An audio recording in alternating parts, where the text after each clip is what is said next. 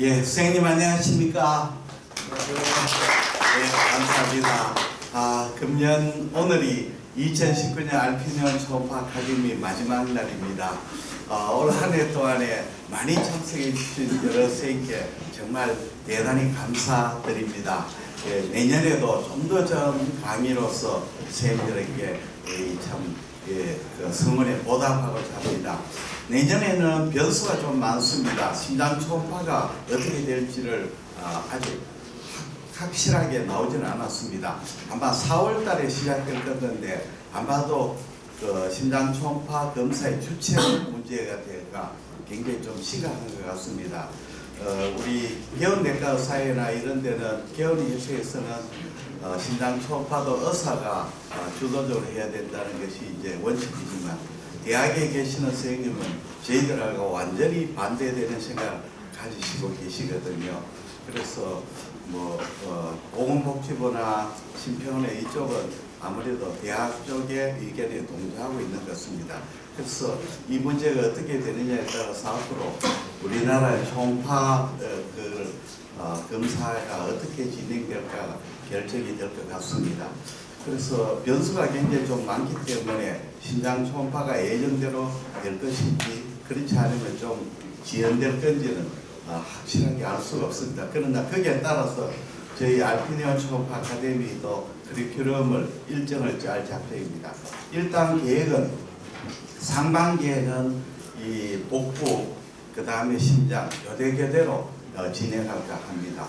전에는 이제 그 장기별로 시작 강의가 있었는데 내년에는 조금 장기별로 해서 정상별로 가령 한 달을 주소로 내온 환자 이런 식으로 혈뇨를 주소로 내온 환자 이런 식으로 정상에 따른 어프로치로 진행할까 합니다.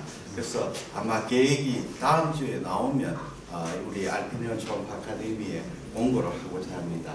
다음에 제가 이제 알피니언 초음파 아카데미 참석한 분을 위해서 알초사란 초음파 단톡방을 만들어서 그 단톡방에 강의 자료도 올리고 여러 가지 정례도 올립니다.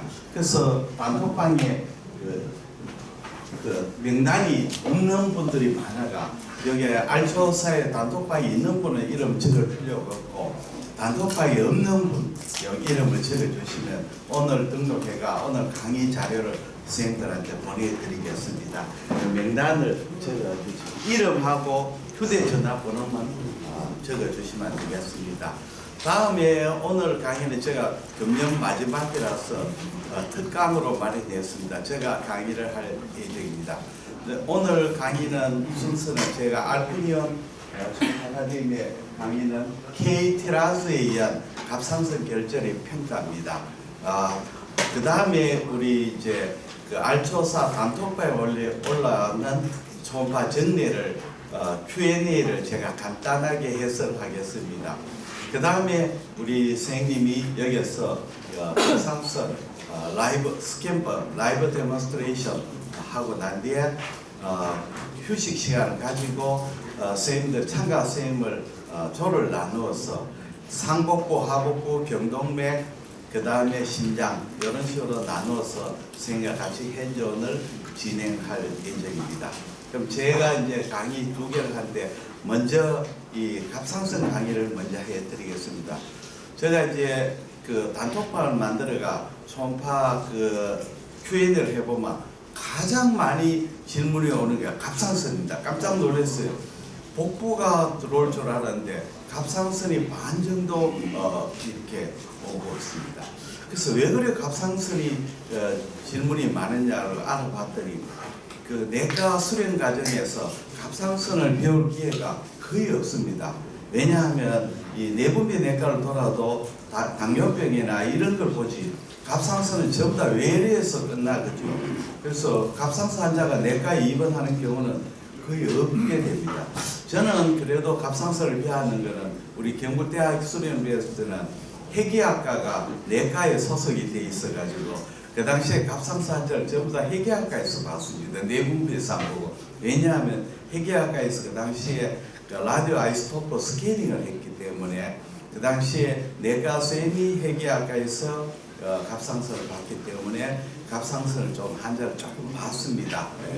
그 후에 이제 갑상선은 전혀 뭐 배우지 않고 있다가 기업 후에 제가 테니스 레슨을 하다가 다리를 부러서 그 대구 파티마 병원에 파티마에 아니고 대구 계명이대 동산병원에서 다리 수술하고 2개월간 재활 치료도 하고 그랬습니다. 그 당시에 이제 날씨도 덥고 집에 있으라니까 굉장히 힘들고 해서 계명대학의 그 해부병리학과에 피서 겸 갔습니다. 갔더니 그 당시에 계명대 해부병리학과에서 갑상선 FNA를 하고 있더라고요.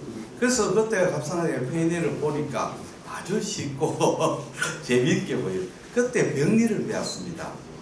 그래서 병리를 보니까 그 후에 마치고 난 뒤에 퇴원하고 그 다음에 재활치료 마치고 다시 저희 병원에 복귀해서 갑상선 FNA를 하고 그 갑상선 초음파도 하고 FNA 했습니다. 그렇게 초음파를 먼저 배웠는 게 아니고 병리를 먼저 배우고 초음파를 하니까 너무너무 쉬운 거예요.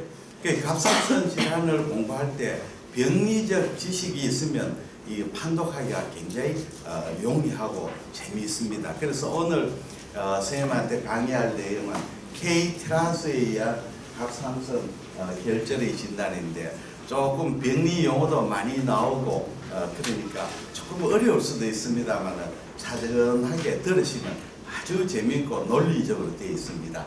그러면 강의를 시작하겠습니다.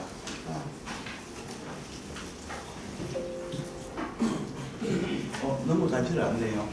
왜 안 넘어갑니까? 배터리가 다 됐는 거예요. 지금 눌렀어요. 눌렀죠. 이 배터리가 다 됐는 거예요. 안 내려갑니다. 자, 그러면 K-트란스가 2016년에 진행이 됐습니다. 이 참 K-트란스 보면 아주 잘 만들어져 있습니다. 그 2015년에 ATA 가이드라인, 그걸 줘야 내가 인디케이터를. 네.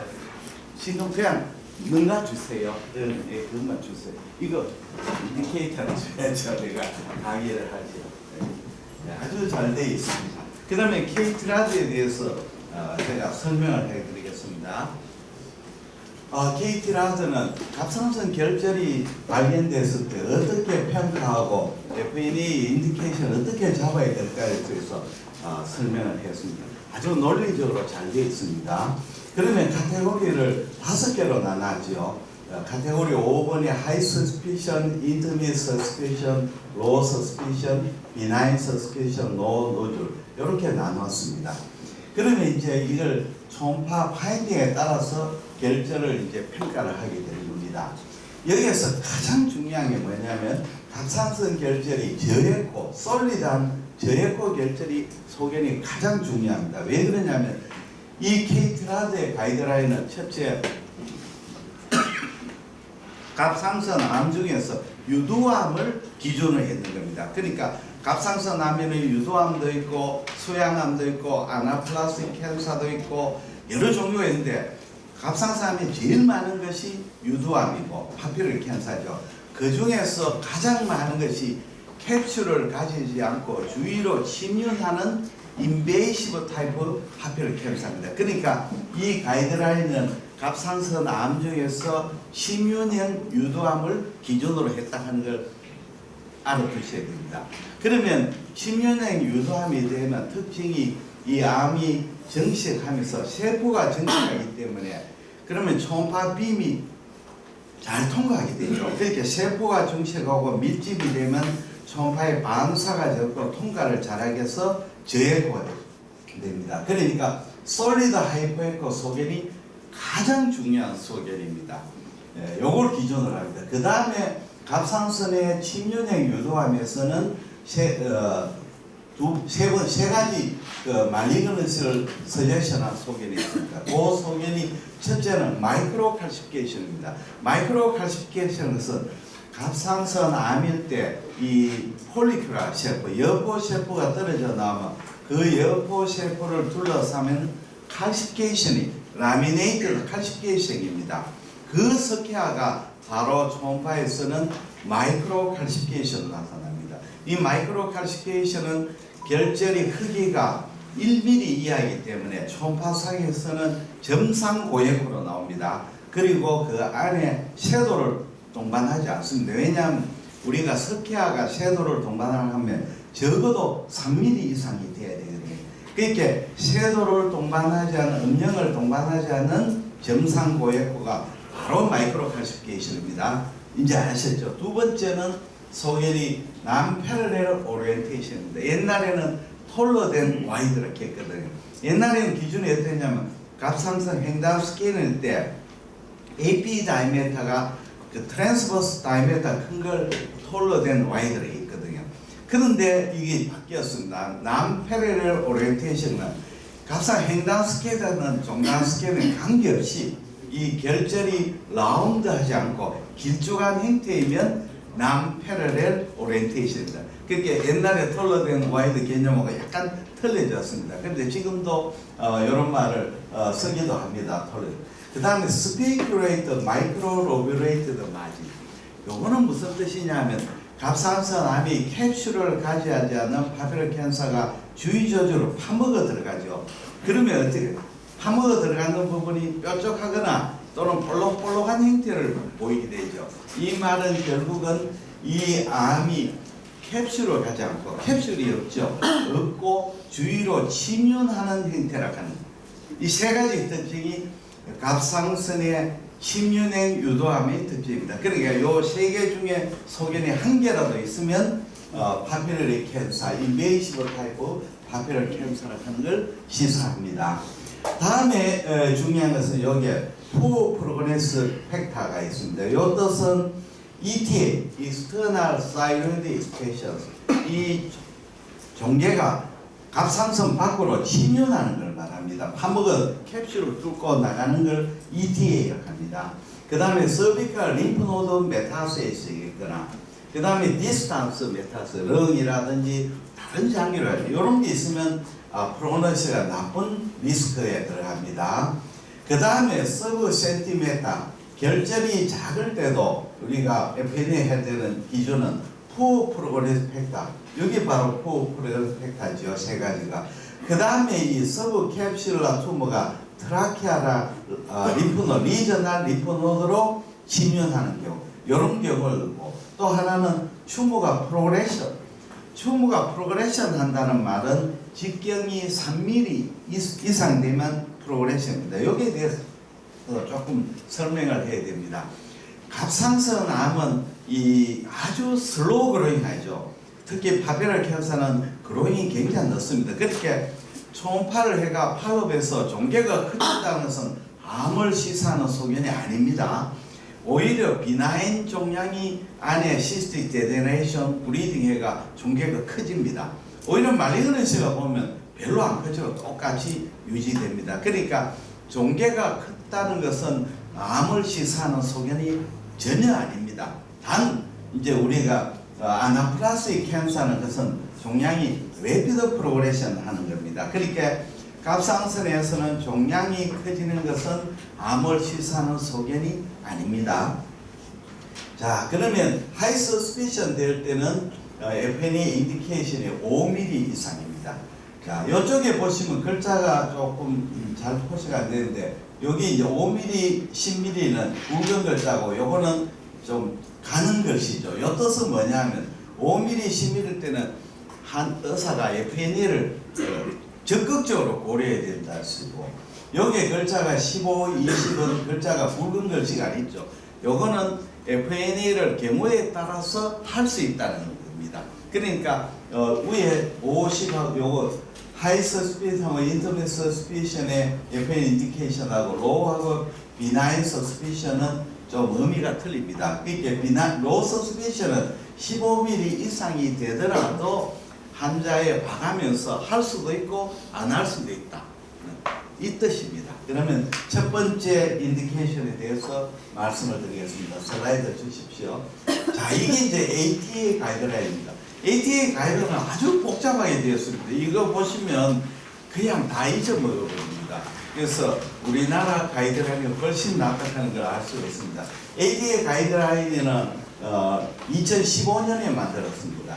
여기에 보면 하이스 스피션을 우리가 똑같은데 우리나라의 케이트라인데 굉장히 복잡하게 나왔습니다. 하이퍼 에코의 결절에 마이크로 칼시피케이션이 있고 일레귤러 마진이 있는 경우, 하이퍼 에코에게서 일레귤러 마진이 있는 거, 하이퍼 에코의 결절에 톨로된 와이드 있는 경우, 또 하이퍼 에코의 마진 에코의 결절에 일레귤러 마진이 있고 주위에 ETA, 익스트라사이로이드 익스텐션이 있는 경우, 여기에 없습니다. 케이트라인에 없는 것이 ATL이 있는 소견이 요겁니다. 요건 뭐냐 하면 결절에 링 칼시피케이션이 있는데 링 칼시피케이션은 결절을 쭉 따라가면서 칼시피케이션이 있습니다. 이건 옛날에는 비나인 소견을 했는데 자세히 보니까 이렇게 칼시피케이션 럽처가 되고 주위에 여기에 삐져나오거나 또는 링 칼시피케이션 주위에 하이포 에코의 리전이 나올 때는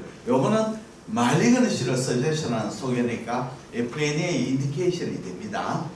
그 다음에 여기에 하이퍼의 결절에 그 리저널 림프노드가 있는 경우, 이런 것이 이제 하이스 스피셜인데, 이렇게 하면 굉장히 복잡해지죠. 오히려 케이트라이드가 더 외우기 쉽습니다. 근데 케이트라이드 없는 것이 바로 요 소견입니다. 다음에 이제 인터미디어트 스피셜, 여기에 이제 이렇게 하이포에코 결절이가 인데 레귤러 마진, 하이포에코인데 여기 솔리드 하이포에코 레귤러 마진, 하이포에코 솔리드 마진, 이것도 뭐 똑같은 것입니다. 이건 라운드고 이건 오발하니 돼요. 다음에 로스 스피셜인데 하이포에코의 솔리드 레귤러 마진, 아이소에코의 솔리드 레귤러 마진, 파셜리 시스틱 이드 에센트릭 솔리드 메스, 시스틱하고 여기에 솔리드 부분이 일부분에 있는 거, 또 파셜리 시스틱 에센트릭 솔리드 마진인데 이렇게 일레귤러한 마진을 보이는 거. 그 다음 베리 로이스 스피션은 스폰지 폼. 그 다음에 파셜리 시스틱 노스 스피션 피처, 파셜리 시스틱 노스 스피시 피처, 비나인 시스틱. 이렇게 이거 한번 보고 외우실 수 있습니까?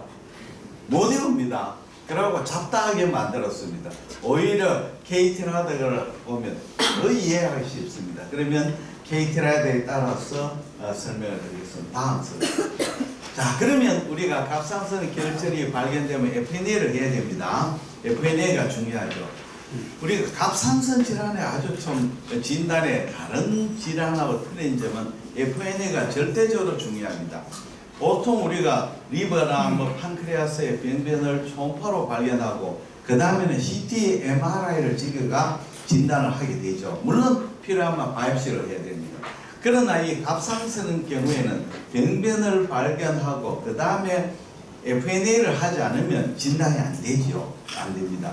그래서 갑상선 질환의 FNA는 다른 장기의 CT나 MRI 똑같습니다. 그래서 갑상 결절을 발견하고 CT를 제가 대학에나 종병에 보내면 요걸 바가지로 얻어먹습니다. 왜 그러냐면 그걸 다이를 썼기 때문에 대학병원에서 필요한 라디오 아이소토프 스캔이라든지 이런 걸 전혀 못하게 되죠. 그러니까 CT를 찍을 필요가 없습니다. CT는 우리가 암에서 종양이 어느 정도 퍼져 있느냐를 발견하는 데 위에는 진단에는 아무런 도움이 되지 않습니다. 그러면 FNA를 하지 않으면 갑상선 질환의 진단에 반밖에 안 있는 겁니다. 그래서 갑상선 결절이 발견되면 적극적으로 FNA를 해야 됩니다. 그래야만이 그 환자가 자기 옆에 있는 병원에 가지 않습니다. 그리고 종병에 가버리면 이제는 하몽차사가 되어버립니다. 그래서 갑상 결절을 자기가 홀딩하려고 하면 FNA를 적극적으로 하시고, 또 설사 FNA를 해가지고 병변을 놓쳐도 걱정할 필요가 없습니다. 원래 유도암을 놓치면 내년에 찾고, 내년에 놓치면 그 다음에 찾고, 이렇게 뭐 그렇게 하시면 됩니다. 그러니까 전혀 문제가 되지 않는다. FNA 걱정할 필요 없고 컴플리케이션도 절대 없으니까, 있는 것은 우리가 갑상선 초음파 하면서 혈관을 보면서 안에 그 아트리라든지 이런 거 있는 걸 찌르면 헤마토마를 생기죠. 그래서 초음파를 하고 초음파 가이드 하에서 하면 컴플리케이션 없습니다. 자, 그러면 우리가 베데스타 시스템이 있습니다. 옛날에는 갑상선 결절의 그 병리 진단은 그 각 기관별 또 병원마다 통일이 안 돼가지고 용어의 혼란이 생기는데 이걸 이제 통일했습니다. 이 베데스다 시스템에 의해서 리포팅을 해야 되죠. 이걸 하게 되기 때문에 병리 가서 스트레스를 굉장히 많이 받게 됩니다. 예전에는 자기 마음대로 됐는데 이제는 이 규정대로 딱딱 내야 되니까 병리 가서도 좀 머리가 아프게 됩니다. 그러면 베데스다 시스템을 요걸 설명을 조금 드리겠습니다. 자, 여기에 보시면 6가지로 카테고리를 나눴습니다. 첫째는 이제 말리그넌트, 이건 이제 갑상선 암으로 데피니트하게 진단했는 거죠. 여기를 보면 파피럴 캔서, 푸리 디프레 캔서, 그 다음에 메주럴 캔서, 언디프렌시에이트 아나플라스 캔서, 스퀘머셀, 칼시노마 위드 믹스드 피처, 메타세 캔서, 난호치 캔서, 림포마 이렇게 되었습니다. 여기에서 보면 폴리큐러 캔서가 없습니다. 폴리큐러 캔서, 요거는 나중에 설명을 드리겠습니다. 그 중에서 메조리 캔서에 대해서 설명을 드리겠습니다. 우리가 메조리 캔서가 처음에 배울 때 굉장히 혼동이 빠졌습니다. 메조라 하면 수질이죠. 우리가 보면 아드레날 그랜드에 피질이 있고 수질이 있지 않습니까? 갑상선에 피질하고 수질이 있습니까? 없죠. 그래서 내가 병리과 쌤을 물어봤어요.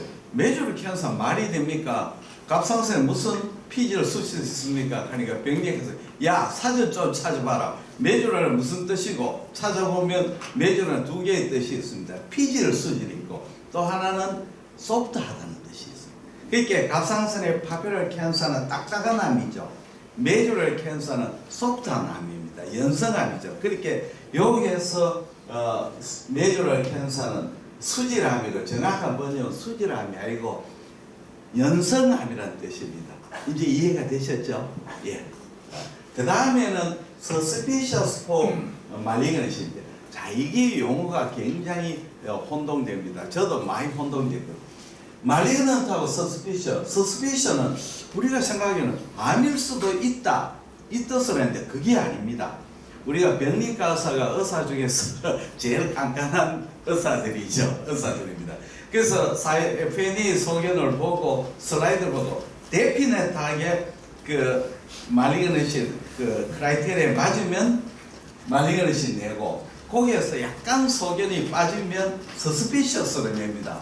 근데 서스피셔스로 나오는 결정을 FNA면 거의 다 말리그너시입니다.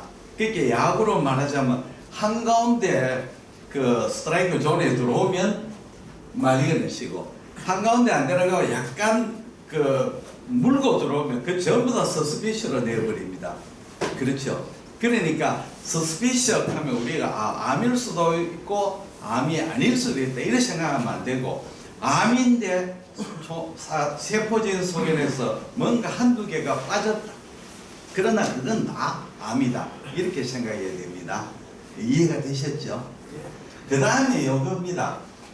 폴리큐라 네오플라즘 suspicious for 폴리큐라 네오. 자, 폴리큐라 네오플라즘은 뭐냐면 갑상선 암인데 우리가 유두암이라고 했은 것은 유두상으로 발육을 하죠. 유두상을 발육하는데 폴리큐라 네오플라즘은 유두상으로 발육하지 않고 작은 그 폴리큐라 세포들이 정식하는 겁니다. 쉽게 말하자면 서유기에 손오공이 이렇게 머리카락 하나 딱 뽑아가 불면 새끼 손오공이 와르르 생기는 똑같이 이 폴리큐라 네오플라즘은 작은 마이크로 폴리클이 정식하게 되는 겁니다.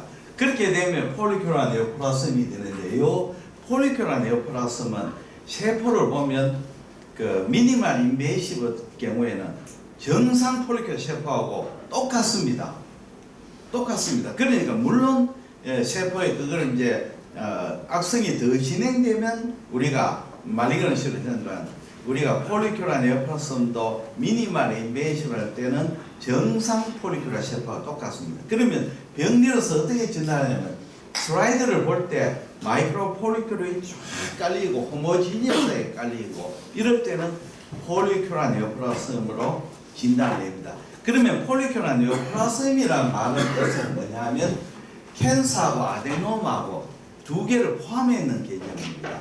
그렇게 우리가 FNA나 바이옵시로서 폴리큐라 아데노마, 폴리큐라 칼시노 구별이 안 됩니다. 이거는 수술해가지고 그 캡슐을 인베이전 하거나 베스큘라 인베이전 하거나 디스탄스 메타세이스를 해야만이 폴리큘라 칼시노마. 그걸 하지 않으면 폴리큘라 아데노마입니다. 그러니까 아데노마 칼시노마를 다 합쳐가지고 네오플라스미라고 진단합니다. 이해가 되셨죠? 예. 조금 어려운 개념입니다. 그 다음에 요놈이 제일 문제입니다. ATPA 하는 말입니다. ATP하고 언디트먼트 시그니피컨스, 폴리큘라 리전 오브 언디트먼트 시그니피컨스.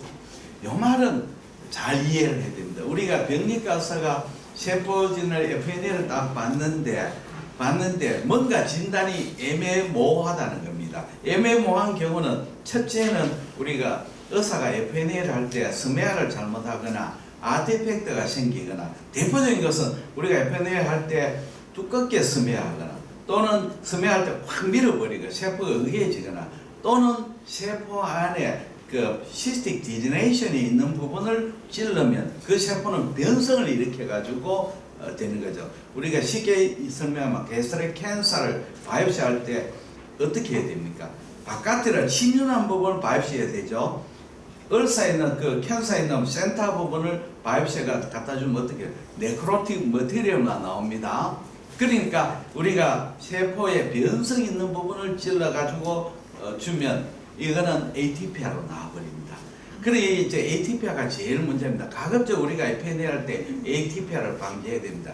우리가 아무리 선수가 코치 권투할 때도 심판 보는 앞에서 상대를 때려야 되죠. 축구도 마찬가지죠. 옛날에 런던 월드컵인가 그때 마라도나가 손으로 골을 넣었는데 전 세계 사람들은 다 봤는데 주심은 못 봐가지고 골인으로 인정이 됐죠. 그러니까 우리가 갑상선 FNA 할 때 절대 중요한 것은 병리과 의사가 잘 보도록 슬라이드를 만들어줘야 됩니다.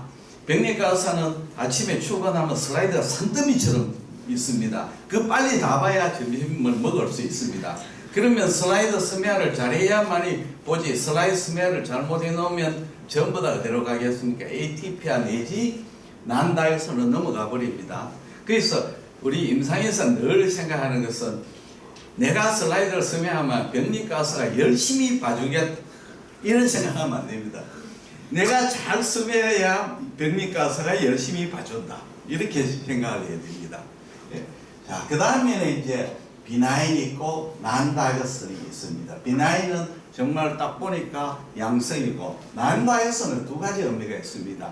이거는 진짜 그 다이너스 뭐하죠? 그냥 시스틱 프로이드를 뽑아주거나 또는 변성된 걸 뽑아주거나 또는 뭐 엉뚱한 데 찔러가 주거나 이러면 이제 난다이오스니 unsatisfactory, 잘 안 나왔다는 뜻입니다. 이렇게 됩니다. 이해가 되셨죠?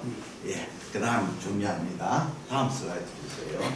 자, 그러면 이제 이걸 결과가 나오면 어떻게 해야 될 것이냐. 이 굉장히 중요합니다. 중요한 것은 병리과 의사 소견보다는 더 중요한 것이 내가 초음파 소견입니다. 병리과 의사가 비나인 나더라도 내가 초음파에서 말리그넌시를 서스펙션하면 병리의 소견을 무시하고 FNA를 다시 해야 됩니다. 그렇죠. 그래서 이 말리그넌시 나오면 초음파 소견을 어떻든 이거는 수술해야 되죠. 당연한 거죠. 네. 두 번째가 중요한 서스피션 말리그넌시는 거의 다 말리그넌시라고 생각하면 됩니다. 스트라이크인데 한가운데 앉는 스트라이크가 아니고 스트라이크 존을 물고 들어온 스트라이크입니다. 그러니까 서스피션 말리그넌시로 생각을 해야 됩니다. 그 다음에는 이제 아웃서가 나올 때가 문제입니다. 아웃서 나올 때는 하이 서스피션, 내가 봐서는 말리그넌시 나올 때는 당연히 FNA를 다시 해야 됩니다. 그 다음에 인데디멘트 서스피션, 로우 서스피션도 FNA를 해야 됩니다. 비나인인 경우에 자 이게 문제죠. 비나인 나는데 하이 서스피션 나올 때는 당연히 FNA를 다시 해야 되죠. 그렇죠. 내가 말리그넌트 결절인데 비나인 부분을 찌를 수가 있거든. 그러면 병리과 의사는 비나인으로 나올 수밖에 없습니다. 그 다음 난다이오스도 마찬가지입니다. 하이 서스피션 때는 리피트 FNA를 하거나 코어 니들 바이옵시를 해야 됩니다. 그래서 결국 이 복잡하게 나오는데 쉽게 설명하면 말리그넌시 나오면 무조건 말리그넌시입니다. 서스피셔스 말리너스도 무조건 말리너 생각하면 됩니다. 그 다음에 비나인이 나올 때는 내가 초음파 소견에서 비나인이라서 반드시 FNA를 해야 되고, 비나인 나오고 소견이 내가 초음파 소견에 비나인 같으면 그게 당연히 비나인이고 팔로우하면 되는 거죠. 그렇게 이런 복잡하게 나는 쉽게 설명하면 내 초음파 소견이 중요합니다. 예. 다음 슬라이드 주시죠. 예. 자, 이때까지 이제 서론인데 이 서론이 가장 중요합니다. 이제부터 본론으로 접어 들어갑니다. 자, 하이 서스피션 때는 아까 말씀드린 대로 이런 소견이 있고, 이 소견은 뭘 시사하느냐? 인베이시브 타입 파피럴 캔서를 시사하는 소견입니다. 다른 종양을 시사하는 소견이 아닙니다. 다음 슬라이드. 다음 슬라이드 주세요. 자, 그러면 유도암 파피럴 캔서는 어떤 것이냐? 이게 굉장히 중요합니다. 자, 지금까지 열심히 하이 서스피션은 바로 요겁니다. 엔캡슐레이션이 되지 않고 침륜하는 암이죠. 여기는 75%로 했는데 이 외국인데 실제로 우리나라에서는 갑상선 암의 95%가 파피럴 캔서입니다. 나머지 5%가 다른 암이거든요. 그래서 엔캡슐레이티드 파피럴 캔서가 바로 하이 서스피션 결절입니다.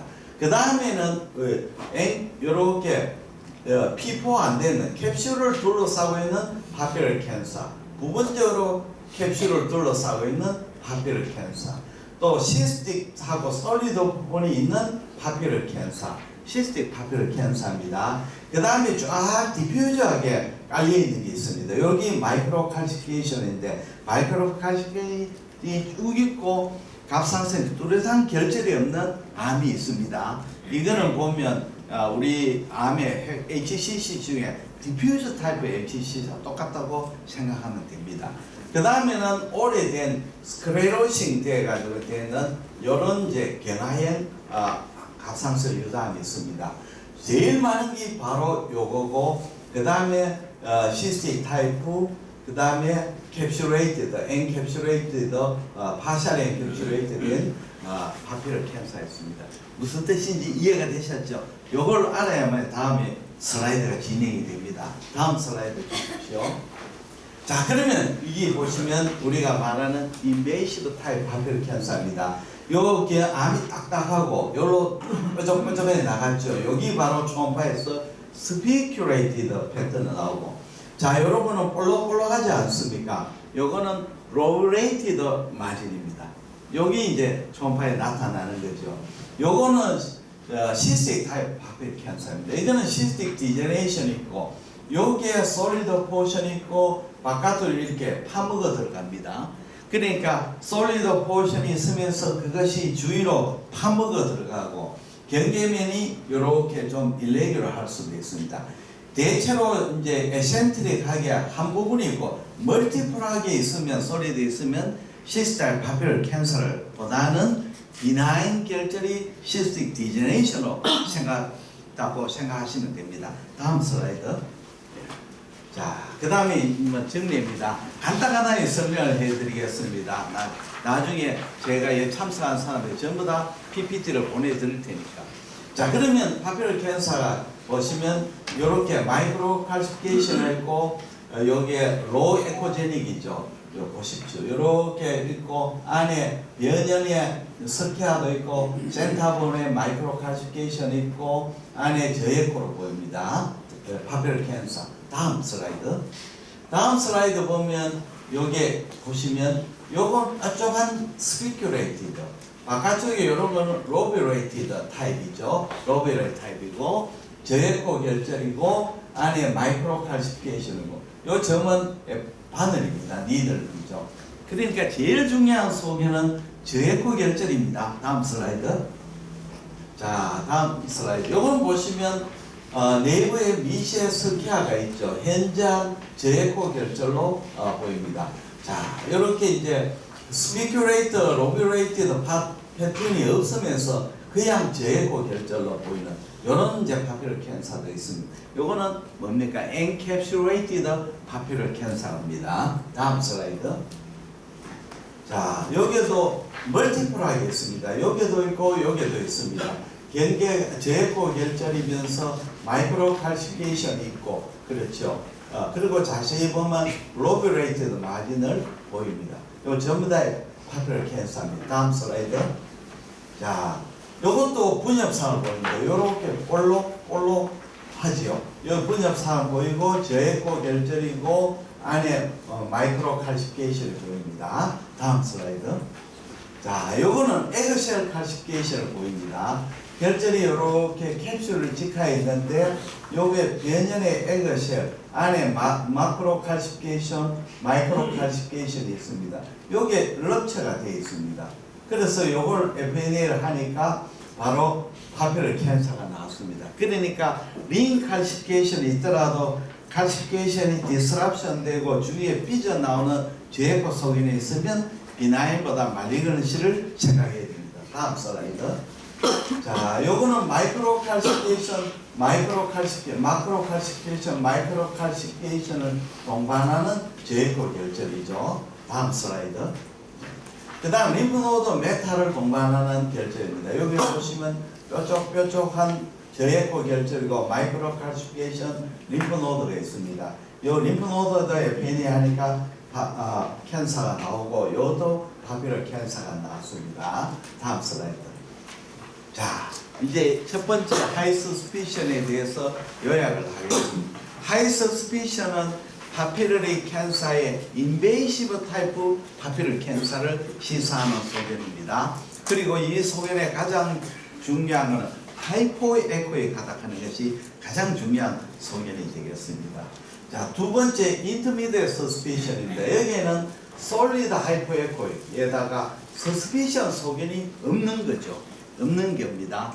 자, 그 다음에 또 하나는 일부 파셜리 시스틱이거나 또는 아이소 하이포에코 결절에 서스피션 소견이 한 개라도 있으면 이거는 인터미디엇 서스피션입니다.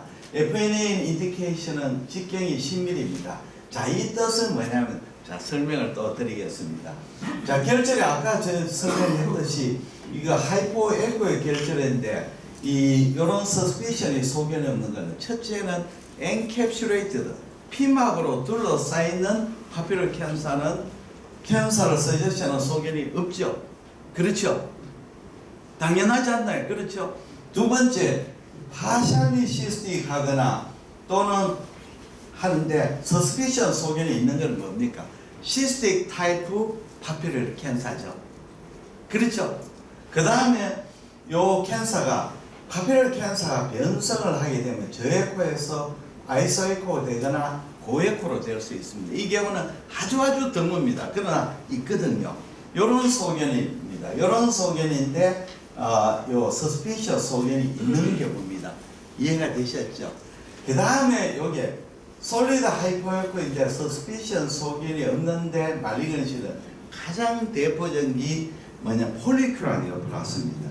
폴리큘라 네오플라스는 세포가 정시 마이크로 폴리큘이 정시가기 때문에 총파빔이 잘 통과해가 저해코로 나오게 됩니다. 그렇죠? 그러고 캡슐을 동반하게 됩니다. 그러니까 다시 설명을 드리면 폴리큘라 네오플라스하고 엔캡슐레이티드 파피러리 캔서하고는 총파로 구별이 안 되는 경우가 많습니다. FNA를 해야만이 구별이 됩니다. 이해가 되십니까? 지금 전부 다 지금 무슨 말인지 이해를 못 하시는데 모를 때는 그냥 외우셔야 됩니다. 우리 의과대학 공부를 다 이해해서 공부하면 안 됩니다. 무조건 외우고 나중에 천천히 이해를 해야 됩니다. 시험 다 치고 난 뒤에 이해를 해야 되죠. 이해가 시험 치면 낙제되어 버립니다. 그렇게 생각하십시오. 무조건 외우시고 하십시오. 다음에 그럼 소견을 보겠습니다. 슬라이드 주십시오. 자, 여기 보시면 그냥 저해코입니다. 이런 경우 파피럴 캔서가 나왔습니다. 이게 인터미디엇 서스피션이죠. 다음 슬라이드. 자, 여기 보면 이거 보십시오. 이거 전부 다 저해코 결절이고 칼라 도플러에 헬류 신호가 증가되어 있습니다. 그런데 FNA에 폴리큘라 네오플라스가 나왔습니다. 그러니까 구별이 안 되죠. 아까 첫 번째 정리하고 두 번째 전혀 구분 안 됩니다. 그냥 솔리드 하이포에프 결절이 나오는 거죠. 다음 슬라이드. 자, 폴리큘라 네오칼시노마죠. 폴리큘라 네오플라스는 두 가지 있죠. 칼시노마, 아데노마가 있습니다. 그러면 칼시노마는 뭐냐면 요렇게 호모지니어스합니다. 호모지니어스하고 요 보시면 캡슐을 침범하고 요 캡슐을 암이 요렇게 밖으로 삐져나가서 요 캡슐입니다. 그 다음에 요 혈관을 침범했습니다. 자, 우리가 그 갑상선에 FNA하고 코니들 바이옵시가 있습니다. 코니들 바이옵시는 맘모토미 하듯이 갑상선 결절에 갖다 두고 총을 쏴가지고 바이옵시를 하는데 이 바이옵시의 가장 중요한 건 캡슐을 끄집어내는 거죠. 그래서 우리가 갑상선의 결절에 캡슐이 있으면 폴리큘라 네오플라스입니다. 캡슐이 불완전한 캡슐이 나오면 이거는 노듈라 하이퍼플라시아입니다. 그건 나중에 다시 설명해 드리겠습니다. 캡슐이 중요하죠. 그래서 결국 폴리큘라 아데노마 칼시노마는 바이옵시로도 진단이 안 되고 수술해가 섹션을 해가지고 이 캡슐을 인베이전 하느냐, 베슬을 인베이전 하면 칼시노마, 그걸 하지 않으면 아데노마 이렇게 됩니다. 같은 말을 계속 반복하는 거는 절대 잊지 말라고 그렇게 말씀을 드립니다. 다음 슬라이드. 네. 자, 보시면 요렇게 보입니다. 저혈포 결절로 보이는데 세포진화의 폴리큘라 네오플라스 요렇게 마이크로 폴리클입니다. 요거 전부 마이크로 폴리클입니다. 마이크로 폴리클이 나왔죠. 그래서 폴리큘라 네오플라스으로 진단이 되고 수술에서는 미니멀 인베이시브 폴리큘라 칼시노마가 나왔습니다. 다음 슬라이드. 그 다음에 폴리큘라 아데노마입니다. 폴리큘라 아데노마 보시면 이렇게 안에 호모지니어스하고 조금 고획부로 나옵니다. 대체로 저획부로 나오지만 고획부로 나올 수 있습니다. 보십시오. 작은 마이크로 폴리클을 형성합니다. 색기선호공이 쫙 깔리듯이 깔리게 됩니다. 그리고 캡슐이 분명하고 주위로 침윤하지 않았습니다. 그리고 폴리큘라 아데노마나 칼시노마의 특징은 안에 콜로이드가 굉장히 덴스하지 않고 루스합니다. 그리고 베슬이 아주 발달이 되었습니다. FNA를 하면 주위에 혈액이 쫙 깔리게 됩니다. 그러나 디제너레이션 된 세포는 보이지 않습니다. 네. 자, 우리가 갑상선 초음파하고 일반 초음파의 차이점은 갑상선에서는 암은 호모지니어스합니다. 그러나 이제 비나인은 어떠냐면 시스틱 디제너레이션, 네크로시스, 헤모라지 이렇게가 아주 헤테로지너스합니다. 그래서 선생님들이 혼돈하는 것이 일반적으로 우리가 솔리드 키드니나 리버에 결절이 있고 안에 시스틱 디제너레이션, 칼시피케이션, 헤모라지 있으면 비나인을 생각합니까? 말리는 생각합니까? 말리는 것이죠. 갑상선은 좀 결절이 호모지니어스하면 말리는 것이 안에 시스틱 디제너레이션, 헤모라지, 네크로시스 있으면 비나인입니다. 반대로 생각하셔야 됩니다. 그러니까 비나인은 아주 다양한 소견이 보이고 말리건시는 호모지니어스합니다. 틀립니다. 그래서 선생님들이 늘 혼동합니다. 호모지니어스한 놈이 말리건시, 헤테로지니어스한 놈이 비나인입니다. 그렇게 생각하셔야 됩니다. 다음 슬라이드 주세요. 자, 여기 이제 미니멀 인베이시브 아주 호모지니어스합니다. 혈류 신호가 조금 있습니다. 이제 이것 중에서도 와이드리 인베이시브 할 때는 안에 네크로시스, 헤모라지 막 생기고 혈류 증가가 보입니다. 그러니까 대부분 우리가 여포암은 미니멀 인베이시브고 와이드리 인베이시브는 굉장히 드뭅니다. 네, 다음 슬라이드. 자, 보시면 시스틱 타입 파피럴 캔서가 있죠. 자, 여기에 솔리드 포션하고 시스틱 포션이 있습니다. 다음 슬라이드. 요놈을 바이옵시를 했습니다. 왜 FNA를 했냐면 주위로 파먹어 들어가고 있고요. 시스틱 부분을 FNA니까 폴리페시포가 거의 없습니다. 요 중간에 변형부에 하니까 에이티피컬 쉐입. 왜냐하면 시스틱 주위에 있는 암은 변성을 일으켜가지고 아웃으로 진단이 나오죠. 그 다음에 바깥으로 침윤한 분을 찔러니까 파피럴 캔서합니다. 근데 어떻게 설명을 해놨냐면 다른 병으로 전환할 경우 슬라이드를 제출해요. 해당 병은 병기사께 세컨드 오피니언을 구하는 것이 바람직할 거로 사례됩니다. 이렇게 나와요. 병리과서들 굉장히 소심합니다. 우리하고 틀립니다. 그래서 조금이라도 스트라이크도 한가운데 스트라이크 안 던져주면 절대로 스트라이크 안 잡아줍니다. 네, 그러니까 그렇게 이해를 하셔야 됩니다. 다음 슬라이드. 예, 그 다음에는 이것도 마찬가지입니다. 남성 변성을 동하고 솔리드 포션인데 주위로 파먹어 들어가고 있거든요. 보십시오. 이게 솔리드 시스틱 이걸로 파먹어 들어가잖아요. 이런 거는 비나인 결절이 아니고 말리는 결절입니다. 그러니까 우리가 인터미디어트 서스피션의 두 번째 카테고리죠. 다음 슬라이드. 네. 자, 림포마도 우리가 됩니다.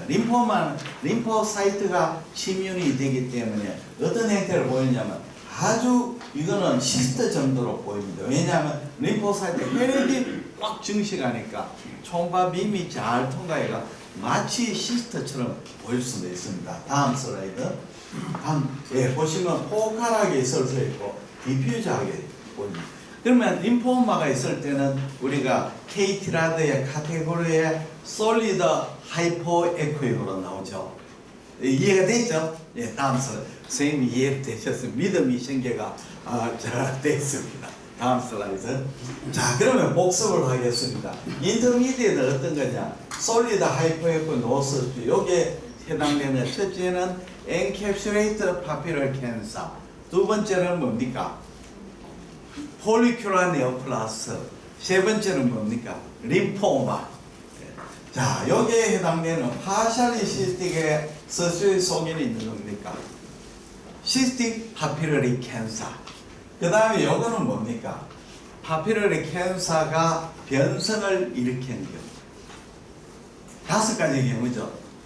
이해가 됐습니까? 쌤 제일 앞에 있는데 저 믿음이 없는 것 같아요. 부흥회를 한번 참석해야 되겠습니다. 다음 슬라이드. 자, 보전 슬라이드 주십시오. 자, 그 다음에 로우 서스피션입니다. 이게 제일 많죠. 로우 서스피션 결절은 대부분 비나인 결절입니다. 비나인 결절. 자, 비나인 결절인데 보니까 파셜리 시스틱이 있고 서스피션 소견이 없고 또는 아이소 하이퍼에코 결절인데 서스피션 소견이 없습니다. 이럴 때는 비나인 대부분 결절입니다. 크기가 15mm 이상일 때 FNA를 할 수도 있고 안 할 수도 있답니다. 여기에 굵은 10은 굵은 글자는 해야 된다. 요거는 해도 되고 안 해도 된다. 가급적 하는 것이 좋겠다는 겁니다. 그러면 자, 소견을 한번 보겠습니다. 자, 이제 선생님들이 이해하시기 시작할 것입니다. 자, 여기 보시면 요 경계부 제어코인데 경계부 제어코드가 완전하지 않죠. 여기는 제어코드에 있다가 여기는 제어코드가 없습니다. 그리고 여기가 칼라도파의 헬류신호가 있는데 헬류신호는 갑상선 결절에 암을 결정하는데 중요한 소견이 맞습니까? 아닙니까? 아니죠. 예, 아닙니다. 옛날에 제가 배울 때는 헬류 소견이 중요하다 했는데 헬류 소견은 중요하지 않습니다. 헬류 소견이 중요한 거는 우리가 폴리큘라 네오플라 카시노마 중에 와이드리 인베이지브지 나머지는 헬류 소견하고 말리너스하고 관계없습니다. 헬류 소견은 단지 갑상선 결절이 네크로시스가 있으면 헬류신호가 없겠죠. 바이브란 티슈일 때 헬류신호가 있을 수도 있고 없을 수도 있습니다. 전혀 중요한 소견이 아닙니다.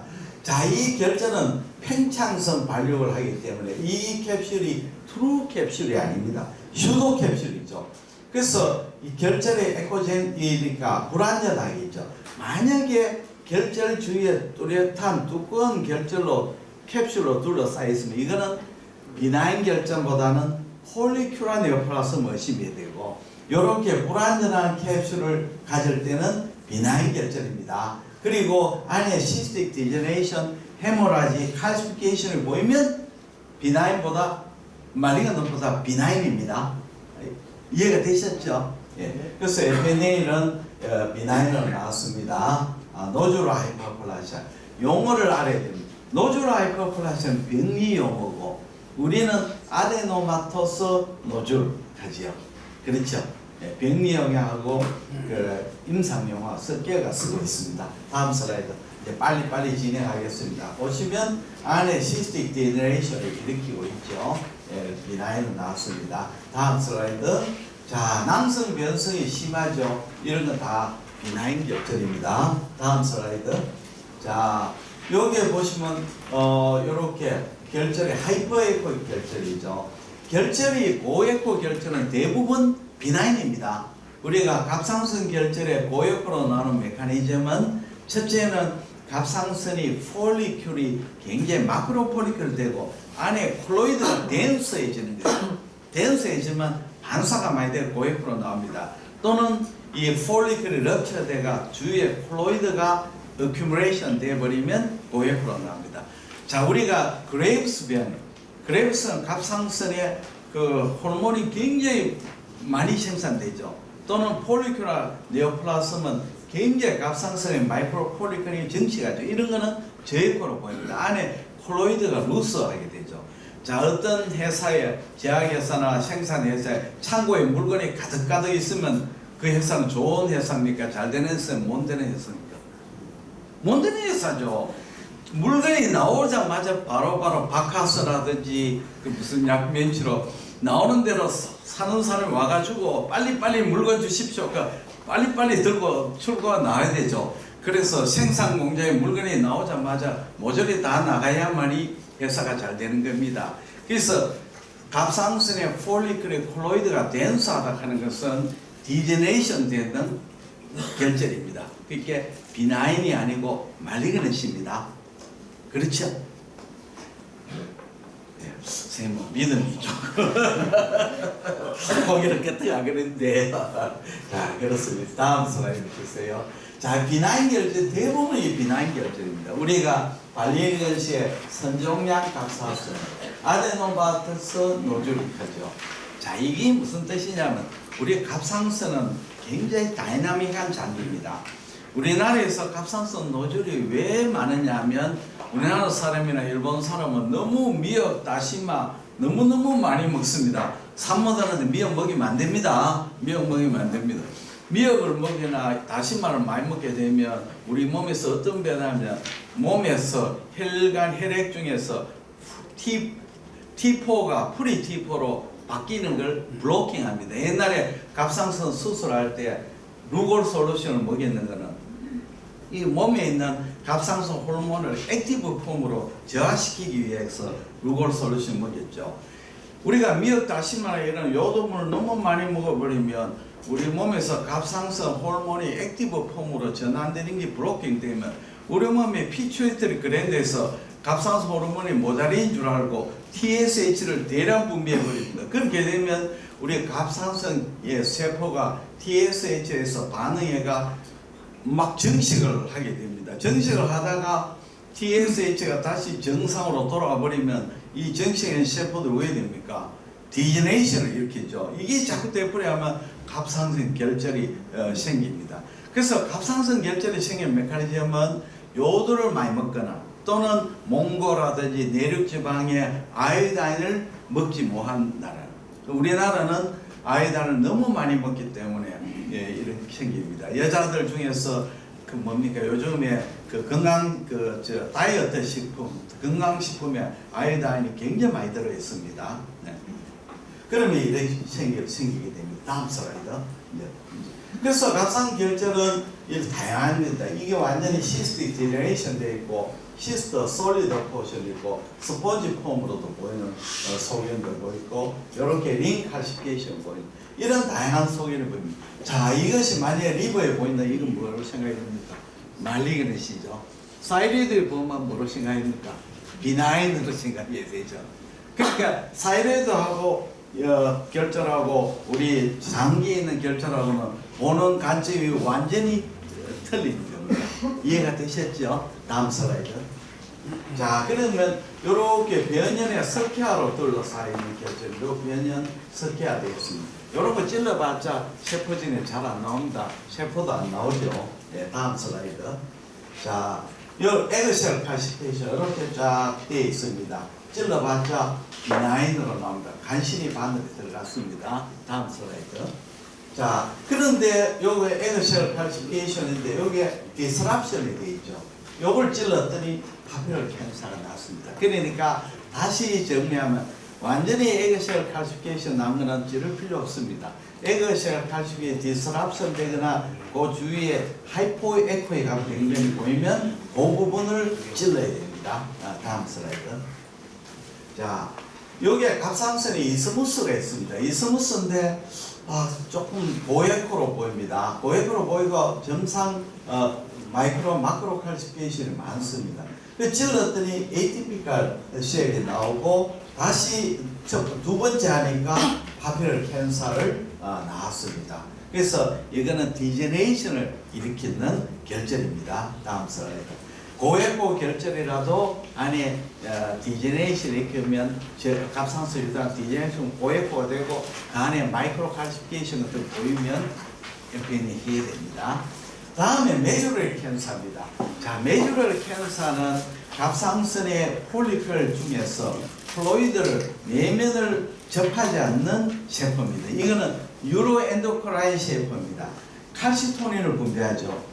이 칼시토닌 분비하는 메주럴 캔서는 족보가 엔도크라인 세포, 신경 내분비 세포입니다. 어디서 생기냐 하면 뇌계 심파시아틱 강그리온의 생계가 쭉 들어가 갑상선 안으로 들어왔습니다. 나무집에 색방살이 하는 세포죠. 이 파라폴리큘라시아를 합니다. 이 세포는 이제 주로 갑상선 안에서 어디에 생기느냐 하면 갑상선의 어퍼 쪽에 잘 생깁니다. 다음 슬라이드. 자, 이렇게 생깁니다. 안에 보시면 이런 마크로 칼시피케이션이 보입니다. 또 마치 눈송이처럼 이래 막 보입니다. 제고 결절이고 안에 눈송이처럼 보이는 이런 결절이 보이는 것이 이 메주럴 캔서입니다. 메주럴 캔서. 다음 슬라이드. 그래서 다음 슬라이드. 메주럴 캔서입니다. 메주럴 캔서는 아주 특징적으로 신경세포입니다.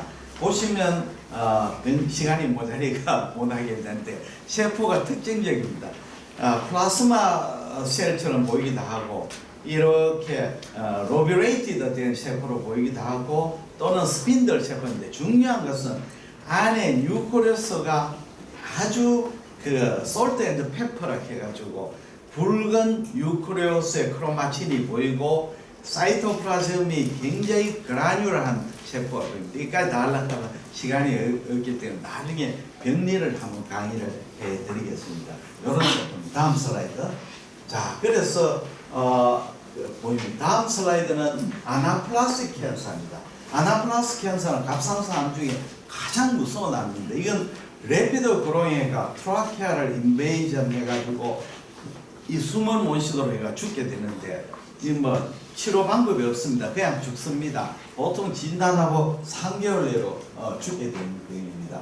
갑상선의 결절이 후지하게 크면서 시스틱 포션, 솔리드 포션, 네크로시스, 헤모라지, 주위를 인베이전하는 이런 이제 양상을 보입니다. 근데 참 암은 우리가 좀 갑상선 암은 좀 이상한 암입니다. 보통 암은 젊을 때 레피드 그로잉하고 올드에이지 되면 암의 증식이 느려지죠. 근데 갑상선 암은 젊을 때는 암이 슬로우 그로잉 하다가 나이가 들면 레피드 그로잉 합니다. 그렇게 이 아나플라스 캔서도 처음부터 아나플라스 캔서가 아니고 이게 파피르나 이런 암이 나이가 들면서 갑자기 나빠져 가지고 아나플라스 캔서가 됩니다. 근데 우리나라의 아나플라스 캔서가 굉장히 줄어들었습니다. 왜 줄어드냐? 우리나라 의사 너무너무 열심히 조그마한 파피를 캐서 모조리 다 잡아버립니다. 그래서 씨알을 다 없애버려가지고 큰 놈이 생길 틈이 없습니다. 울진 대게를 너무너무 새끼를 많이 잡아가 큰 놈들이 소실되는 건 마찬가지로 우리나라 의사들이 열심히 노력을 해가지고 암을 퇴치하고 있습니다. 갑상선 암의 빈도는 뭐에 비례하냐면 그 지역의 의사가 얼마나 열심히 하느냐에 비례합니다. 예를 들자면 우리나라의 갑상선 암이 옛날에 가장 빈도가 높은 것은 전라남도 영광 지역, 그 다음에 강주 지역이죠. 왜냐하면 그 두 군데 우리 의사 선생님이 너무나 열심히 해가 갑상선 암을 완전 소탕을 해버리니까 인식된 수가 없습니다. 연강 원자력 발전소하고 아무 관계 없습니다. 다음 슬라이드. 자, 이렇게 미분하면 됩니다. 다음 슬라이드. 자, 메타세이스. 다음 슬라이드. 메타세이스는 다양한 소견을 보입니다. 다음 슬라이드. 네, 메타세이스, 사이드 메타. 다음 슬라이드. 자, 그러면 이제 복습을 하겠습니다. 자, 로우 서스피션은 파셜리 시스틱이고 또는 아이소 하이퍼에코익한 이제 서스피션 소견이 없습니다. 이럴 때는 15mm 이상 되면 FNA를 고려할 수 있습니다. 대부분 비나인 노졸 하이퍼플라시 아데노마 돌입니다. 그러나 예외가 있죠. 첫째 뭡니까? 우리 열심히 이야기했죠. 메주러리 캔사죠. 그렇죠. 그 다음에 사이로이드 메타스테시스, 그 다음에 아나플라스틱 캔사, 이런 게 여기에 로우 서스피션에 들어갑니다. 들어가니까 로우 서스피션 이꼬로 비나인이 맞지만 아닌 경우도 있다 하는 걸 반드시 머릿속에 이어둬야 됩니다. 자, 이제 마지막입니다. 비나인입니다. 비나인은 옛날에 저희들이 배울 때 어떻게 배웠냐? 비나인 결절 세 가지죠. 첫째는 스폰지폼 결절, 두 번째는 퓨어 시스틱 노즐, 세 번째는 콜로이드 시스터. 세 가지인데 이 KT라이드에서는 두 개를 분류했습니다. 스폰지폼 결절은 이제 비나인 중에서도 20mm 이상 되면 FNA를 고려할 수 있다죠. 자, 스폰지폼 결절의 정의는 뭐냐면 갑상선 결절의 시스틱 포션이 50% 이상이고 균질하게 깔려야 됩니다. 그러니까 시스틱 포션이 일부분에 있고 일부분은 솔리드 있으면 스폰지폼이 아닙니다. 결절이 스폰지를 잘라듯이 뽀끔뽀끔한 게 호모지니어스 디퓨저가 있어야 스폰지폼 노즐입니다. 이런 거는 이제 비나인이지만 20mm 이상 되면 혹시 캔사 중에서 디제네이션을 일으켜 가지고 스폰지폼이 생길 수도 있기 때문에 20mm 이상 되면 FNA를 한번 고려해도 된다 뜻입니다. 그 다음에 퓨어시스틱하고 포메터 테일 에코를 가지는 프리도미넌트 시스터. 프리도미넌트 시스터가 무슨 뜻이냐면 우리가 시스터가 90% 있으면 퓨어 시스터 하기도 하고 이걸 갖다가 퓨어 시스터를 하죠. 이거는 이제 무슨 뜻이냐면 갑상선의 결절은 트루 시스터가 거의 없습니다. 트루 시스터하고 수도 시스터의 차이점은 시스터가 에피세리움으로 라이닝 되면 트루 시스터, 에피세리움이 라인이 안 되는 거는 슈도 시스터입니다. 우리 판크레아스의 슈도 시스터는 판크레아타이트에서 플루이드가 나오면 우리 몸에 메센테리가 덮어가지고 생기는 시스터죠. 그러니까 에피세리움이 없고 커넥티브 티슈로 라이닝 되죠. 그러니까 갑상선의 결절은 99.999%가 결절이 시스틱 디제네이션 됩니다. 예외가 있습니다. 브라키알 크래프트 시스터를 걔가 셰열 낭종에는 낭종이 있는데 이 셰열 낭종이 어쩌다가 갑상선 안에 들어가가지고 시스터가로 생기는 거죠. 그거는 에피세리움으로 라이닝 된 시스터입니다. 그렇게 다시 말씀드리면 갑상선의 시스터는 트루 시스터가 거의 없다. 0.00001%가 트루 시스터다. 나머지는 전부 다 슈도 시스터입니다. 그래서 시스틱 디제네이션이 완전히 된 것은 이거는 퓨어 시스터 또는 컴플리트 시스터입니다. 다음에 시스터 안에 포메트 테일 에코가 되는데 이건 뭡니까? 콜로이드 시스터입니다. 자, 쌤들이 굉장히 내한테 질문 오는 게 뭐냐면 시스터 안에 점상 고에코를 보고 뭘 하냐면 마이크로 칼시피케이션이 아닙니까? 마이크로 칼시피케이션이 아닙니다. 마이크로 칼시피케이션 솔리드 부분에 점상 고에코야 됩니다. 그렇죠? 시스터 안에 마이크로 칼시피케이션 아니죠. 콜로이드 시스터죠. 그 다음에 시스터가 시스틱 디제네이션이 있는 점상 고에코는 거의 다 콜로이드 시스템입니다. 콜로이드입니다. 왜냐하면 이 시스터 낭종 솔리드 포션 결절이 디제네이션을 일으키면 폴리클이 럽체되고 거기에 나온 콜로이드가 바깥으로 나와가 거기 뭉쳐졌는 것이 콜로이드 크리스탈이거든요. 그러니까 우리가 마이크로 칼시피케이션 말을 하려고 하면 솔리드 포션의 점상 고에코야 됩니다. 이제 이해가 되셨죠? 그 다음에 초음파 빔의 각도를 변경해 보면 포메트 테일 에코가 나오고 또 그 고약호가 점상이 아니고 선상으로 보이면 이건 99.99%가 콜로이드 크리스탈입니다. 비나인입니다. 예. 다음 슬라이드 보십시오. 자, 요건 보시면 이제 스폰지폼 결절이 여기 있습니다. 스폰지폼 결절 FNA에서 비나인이죠. 다음 슬라이드 보십시오. 자, 요거는 미세 스피아를 동반하고 유도암으로 오인회가 저한테 FNA를 하러 왔습니다. 요게 이제 스폰지폼 폼인지 마린이 굉장히 구별이 잘 안 되죠. 찔러 보니까 대번함, 찌르면 대번합니다. 왜 아느냐면 파피루케스 딱딱하니까 바늘이 딱딱한데 요거는 물이니까 스폰지면 쏙 들어가게 됩니다. 찔러 보니까 아니다 하는 걸 대번 알 수가 있죠. 다음 슬라이드. 자, 요것도 여포성 종양으로 오인하기 딱 좋습니다. 근데 찔러 보니까 비나인입니다. 찌르는 순간 압니다. 다음 슬라이드. 자, 요렇게 무해포성 낭종이죠. 결절이라고 생각해가지고 병원에 와서 찔러 보니까 비나인 시스트입니다. 네, 다음 슬라이드. 그 다음에 이제 이렇게 솔리드 포션, 시스틱 포션이 있을 때는 어떻게 해야 되느냐. 사실은 이게 다 비나인인데 환자가 워낙 원해가지고 있는 겁니다. 시스틱 포션을 물을 쫙 꽂고 난 뒤에 이렇게 솔리드 포션 만들어 놓고 FNA를 했습니다. 비나인으로 나왔습니다. 다음 슬라이드. 자, 콜로이드 시스트죠. 이런 건 전부 다 기를 필요도 없습니다. 코메텔 에코로 공부하는 시스트입니다. 자, 다음 슬라이드. 자, 요게 이제 모양이 마치 파피럴 캔사처럼 보입니다. 그래서 찔러니까 비나인입니다. 비나인입니다. 찌르는 순간 알 수가 있습니다. 다음 슬라이드. 다음 슬라이드. 네. 자, 그러면 이제 마지막에 이제 정리를 하는 시간이 되었습니다. 비나인홀은 시스틱 디제네이션을 잘 일으킵니다. 이렇게 보죠. 이게 만약에 키드니나 리버에 있으면 절대 비나인하고 말리그네시죠. 사이로이드에서는 비나인입니다. 다음 슬라이드. 네, 다음 슬라이드. 링다운 아티팩트가 이렇게 보이죠. 링다운. 이거는 콜로이드 시스템입니다. 다음 슬라이드. 자, 요 링다운 아티팩트. 여기 정상이 아니고 선상으로 보이죠. 선상으로 보이고 링다운 아티팩트.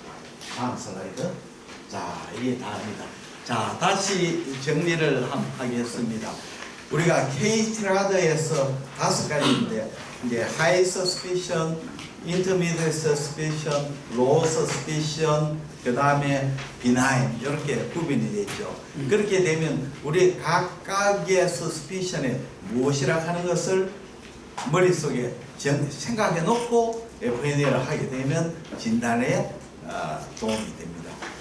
이걸 보면 우리나라에 참 영상의학과가 주축이 되어서 이 KT라는데 정말 잘 만들었습니다. ATA는 머리 아파가 저도 애우려고 엄청 노력했는데 머리 한번 휘두르면 다 잊어버립니다. 그러나 KT라서는 한 번만 보면 절대로 잊어버리지 않고 아주 시스테믹하게 잘 만들었습니다. 대한갑상선학회가 아마 우리나라 최고가 아니고 세계 최고 같습니다. 이 카테고리를 만들면 정말 임상의사한테 도움이 됩니다. 자, 연속해서 다음 슬라이드 하겠습니다. 다음에는 저희 병원에 이제 질문을 많이 옵니다. 질문이 많이 오는 것이 선생님들이 초음파하다가 정말 초음파는 정말 어려운 게 뭐냐면 자기가 하는 것이 이 진단이 맞느냐 안 맞느냐가 엄청 스트레스를 받게 되죠. CT나 MR은 찍어놓고 판독은 나중에 해도 되는데 초음파는 찍어놓고 환자한테 내일 오십시오. 됐죠. 바로 하는 사람. 또 문제는 CT, MR은 찍는 사람 따로 있고 판독하는 사람 따로 있는데 초음파는 찍는 사람 판독하는 사람 동일치해야 되는 거죠. 남이 찍어놨는 거 내가 보기는 굉장히 어렵습니다. 그래서 선생님들이 굉장히 고민해가 저한테 정리를 보냈는데 그 중에서 몇 가지만 하겠습니다. 나머지는 선생님한테 강의 자료를 다 보내드릴 테니까 보십시오. 보시면 아주 재미있습니다. 자, 이 사람이 누군지 아십니까? 스타워즈에 나오는 요다 아닙니까? 요다. 제다이 기사의 서석이죠. 박원정 선생님이라고 이제 저한테 초음파 배우신 선생님이 저한테 이름을 지어줬습니다. 이 요다라고. 그래서 이름을 지으니까 요다가 아주 제가 마음이 듭니다. 그래서 호를 요다라 해가 요다 김. 앞으로 열심히 노력해가 진짜 이 은하계에 뭡니까 나쁜 질환을 죽이는 퇴치하는 제다의 기사를 가리키는 요다가 되도록 노력하겠습니다. 그러면 정리 하나 보겠습니다. 다음 슬라이드. 자, 이 주덕연 쌤이 보냈습니다. 갑상선이 많이 옵니다. 54세 남자분 검진으로 갑상선 초음파인데 무협이 1cm가 안 되고 마이크로 칼시피케이션 관찰되는 속에 있어서 FN을 해야 되는지 안 되는지 고민이 돼서 문의했습니다. 이거 다음 슬라이드 주십시오. 그래서 이렇게 보입니다. 다음 슬라이드. 그러면 제가 이제 답을 이렇게 썼습니다. 제가 이제 화이트보드입니다. 화이트보드에다가 뭡니까? 그렇죠. 펜으로 그림을 그립니다. 금방 그립니다. 그래서 이렇게 주도 알초사에 넘기겠습니다. 그래서 여기다 자 보니까 저에코 혈전 있고 마이크로 칼시피케이션 있고 스피큘레 마진 헬루신은 없다. 이쪽에 보면 로뷰레이터 마진이 있다. 케이트라드산 하이 서스피션 노듈레이션 됩니다. FDA는 변합니다. 요다킴 이렇게 보냈습니다. 그러면 이제 선생님 보시면 돼요. 사람이 말로 설명하면서 그림이 훨씬 효율적입니다. 말은 설명하면 복잡한데 그림을 그려보면 그림은 만국 공통어죠. 보면 대부분 알게 됩니다. 직감적으로 보는 거죠. 다음 슬라이드. 자, 박원정 쌤 저한테 요다킴으로 줬는 분입니다. 31세입니다. 외국인인데 말이 전혀 안 통합니다. 방광 부분하고 약간 우측이 아프다고 하면 사진 너무 안 좋습니다. 좀 이렇게 찍어주시면 안 됩니다. 한 장 큼직하게 찍어주십시오. 예, 초음파상 다른 부위의 특징이 없고 소장의 부종 소변으로 보이고 소장 연정 정도로 보면 될까요? 다음 슬라이드. 사진 너무 적어요. 하여튼 나중에 보십시오. 다음 슬라이드. 그러면 제가 이제 그림을 그렸습니다. 31세 남성 하복부, 오하복부 통증을 주소로 내온 남. 여기에 보니까 아펜딕스가 여기 있고 C궁 있고 터미널 이경이 되게 약간 두꺼워졌다. C궁 월도 조금 두꺼워졌다. 방광후 전립선 요는 괜찮다. 환자를 보니까 아펜딕스 정상이고 말단내장 C궁에 백기고 소장 내강이 확장해서 아마 일레오시사이티스로 생각한다. 이런 식으로 이제 답장을 주었어요. 이 정례가 계속 있습니다. 다음에 제가 생각하는 것은 2020년부터 요 정례를 보낸 사람을 초빙해가지고 자기가 이렇게 하고 프레젠테이션 하고 제가 이제 뭡니까 답 이걸 하고 또 내가 틀릴 수도 있거든요. 그 쌤이 진짜 답은 내한테 보낸 사람이 답을 가지고 있습니다.